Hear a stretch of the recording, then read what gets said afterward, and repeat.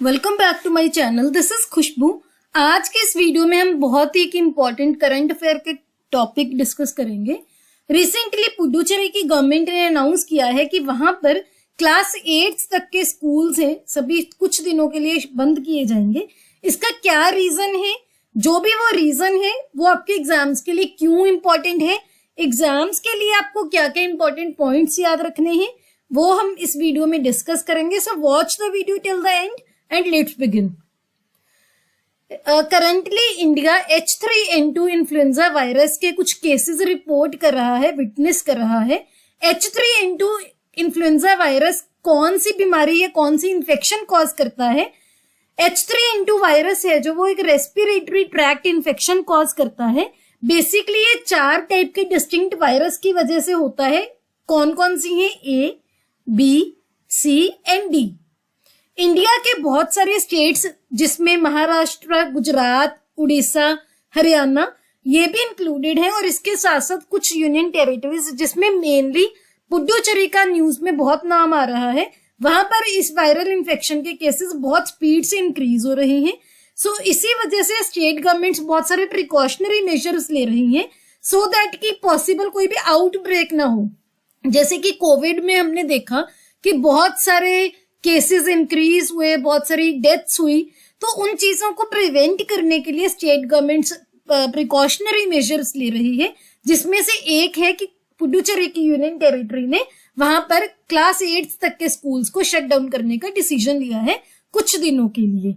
सो H3N2 के बारे में अगर बात करें तो H1N1 जो कि कुछ साल पहले जिसका आउटब्रेक हुआ था इंडिया में, उसके बाद ये H3N2 का बहुत ही ज्यादा केसेस इसमें पाए जा रही है। यह H3N2 एक डोमिनेंट सब टाइप है जो कि इंडिया में पाया जा रहा है, देखा जा रहा है।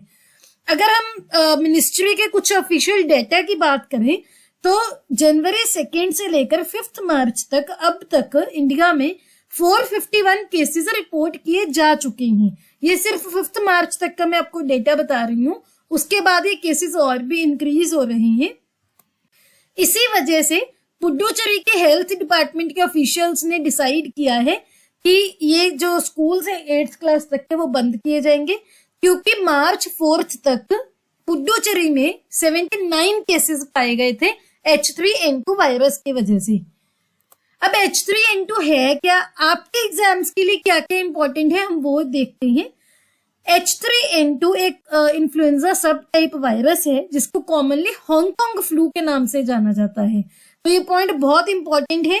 आपको ऐसे भी पूछ लिया जा सकता है कि हांगकांग फ्लू का साइंटिफिक वो क्या है, तो क्या है? H3N2। अगर हम H3N2 की बात करें तो ये इन्फ्लुएंजा ए वायरस की सब टाइप है। इन्फ्लुएंजा ए वायरस की वजह से ही ह्यूमन बीइंग्स में ज्यादातर सीजनल फ्लू की डिजीज पाई जाती है। ये जो वायरस होता है उसका सरफेस पे प्रोटीन्स होते हैं, उसी के बेस्ड इसकी सब टाइप्स क्लासिफाई की जाती हैं। जो H है और N है वो 2 प्रोटीन्स के ही नाम है। H है हीमोग्लूटिन और N है न्यूरामिनिडेज।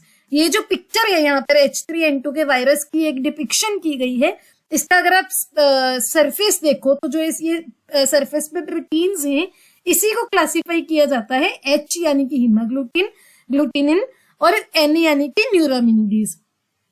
तो बेसिकली 18 H सब टाइप्स हैं और 11 N सब टाइप्स हैं। ये हम बात कर रहे हैं इन्फ्लुएंजा ए वायरस के सब टाइप्स की, जिसमें से H3N2 एक सब टाइप है।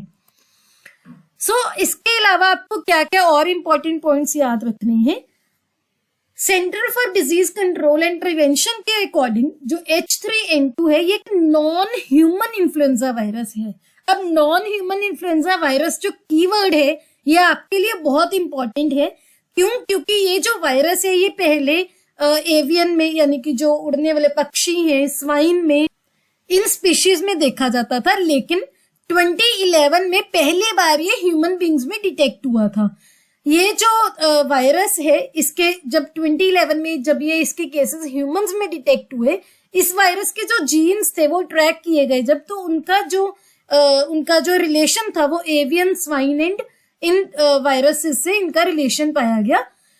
इसके पहले एक H1N1 पेंडेमिक की हमने अभी थोड़ा टाइम पहले बात की थी कि एक H1N1 इंडिया में पेंडेमिक हुआ था, वो हुआ था 2009 में। वो वायरस था जो H1N1, उसका M जीन था जिसकी वजह से ये डिजीज स्प्रेड हुई थी। इसके बारे में अगर कुछ इंपॉर्टेंट या कॉमन सिम्टम्स की बात करें, उसमें फीवर, रेस्पिरेटरी इश्यूज लाइक कफ, रनी नोज, ये सब इसके सिम्टम्स हैं। इसके अलावा कुछ और symptoms, body aches, nausea, vomiting, diarrhoea, ये भी इसके कुछ सिम्टम्स में देखा गया है, नोटिस किए गए हैं। अब ये सिम्टम्स हम क्यों डिस्कस कर रहे हैं, बहुत सारे स्टूडेंट्स ये चीज हैरान होंगे कि हम डॉक्टर थोड़ी ना कि ये जो सिम्टम्स डिस्कस कर रहे हैं, लेकिन फॉर योर काइंड इंफॉर्मेशन आपके एग्जाम्स में ऐसे पॉइंट्स बहुत ही कॉमनली पूछे जाते हैं। सो अगर कुछ एज ग्रुप की बात करें कि कौन सा एज ग्रुप ज्यादा प्रोन है इस डिजीज के, एक तो जो 5 साल से छोटे बच्चे हैं और जो लोग 65 ईयर से ज्यादा उनकी एज है, प्रेग्नेंट लेडीज या फिर लोग जिनको पहले से ही कुछ क्रॉनिक डिजीज है like asthma, diabetes, heart diseases, या जिनका इम्यून सिस्टम वीक है, कोई भी न्यूरो डेवलपमेंट कंडीशंस है, न्यूरोलॉजिकल प्रॉब्लम्स है, उन लोगों को ज्यादा वो प्रोन है H3N2 इन्फ्लुएंजा वायरस से इन्फेक्ट होने से। तो इन लोगों को खास ध्यान रखने के लिए गवर्नमेंट ने एडवाइजरीज इशू की हैं।